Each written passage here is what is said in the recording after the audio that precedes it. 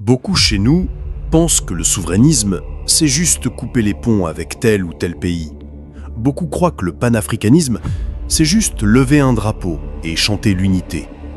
Mais la vérité, c'est que ces deux notions sont bien plus profondes. Et si on les comprend mal, on se condamne à rester faible. Le souverainisme, c'est la liberté pour un État de décider lui-même de ses choix. C'est ne pas dépendre de l'étranger pour manger, pour se soigner, pour s'éduquer, pour se défendre. C'est produire notre électricité, transformer notre cacao, notre coton, notre pétrole chez nous.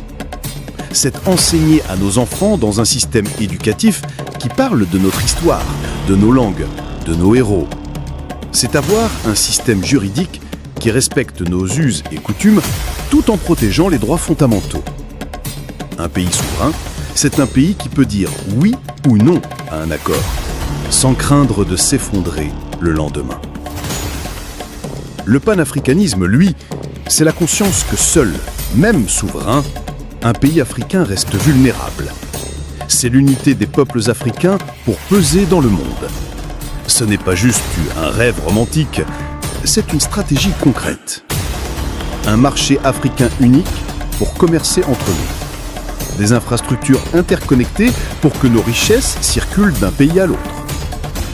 Une voie commune dans les grandes négociations internationales. Les autres continents avancent en bloc. L'Europe, l'Asie du Sud-Est, l'Amérique latine, pourquoi pas nous? Le souverainisme, c'est bâtir des fondations solides dans chaque maison. Le panafricanisme, c'est relier ces maisons pour construire une forteresse. Un pays souverain mais isolé reste fragile.